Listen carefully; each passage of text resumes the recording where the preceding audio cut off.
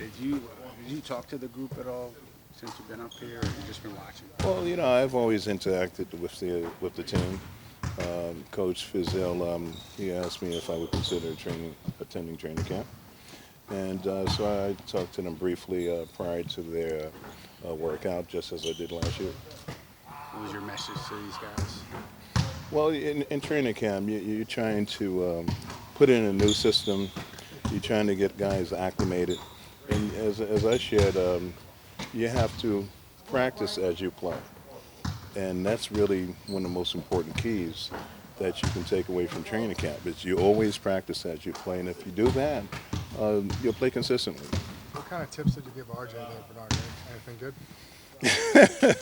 Well, I won't delve too much into our personal conversation, but it's obvious to me that he wants to be an outstanding player. And anytime you have an opportunity to talk to someone that's had tremendous success in professional sports and basketball in general or in life, then you try to glean some thoughts from them to try to help aid yourself. And as I shared with them, the key is hard work. I said, hey, when I was an all-pro, I used to go in on Sunday. Nobody was in the gym but me. So I was constantly working on my game, and that's one of the things you have to do. What do you feel about his game and what he has to work on? I don't know how much you saw of the summer league. I didn't see the summer league, but obviously I saw him playing college. Yeah. And one of the things I told him when I came into the league, I couldn't handle the ball in open form, and as you know, I excelled at that at one point. And I didn't have a jump shot beyond 15 feet. And so I developed those aspects of my game. And in any profession, you have to build your skill sets. And he's obviously a tremendous talent. He's going to have a great career. And he'll continue to grow as any young player would. Did you know his dad at all when his dad played at St. John's? Or? No, I didn't. What do you think of in general about the team that they put together this year? Well, I think they have some very talented players. Obviously, they're the youngest team in the league.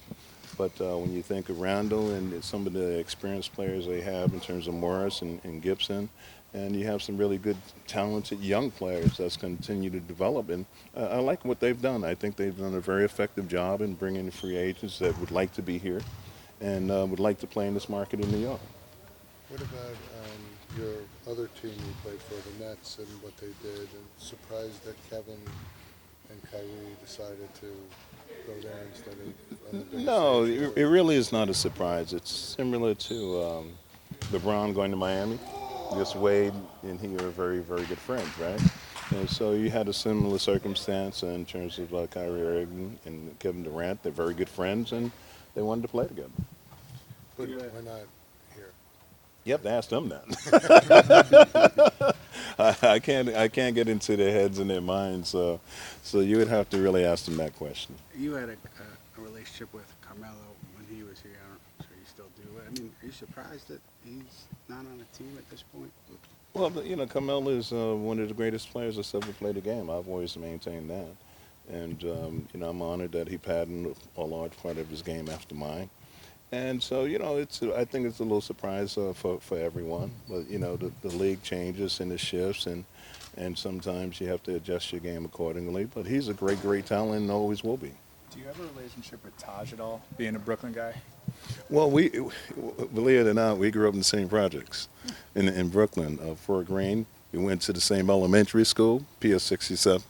And I was told that's why he wears number 67 because of our elementary school.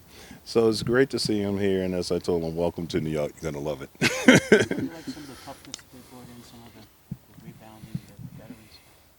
Yeah, I do. Obviously, if you're going to win consistently on a nightly basis, you have to have talented players, but you also have to have players that are tough. And if you've looked at the great players over the years, myself included, and you looked at a guy like Kevin Durant, his demeanor has changed over the years. Michael Jordan has changed his demeanor over the years. Kobe changed his demeanor. All great players have to become tougher to lead a team and become great at what they do. And that's just one of the things that's demanded. And you got some great veterans here. As I told Morris, I love his game, and I think he's going to bring a toughness to this team.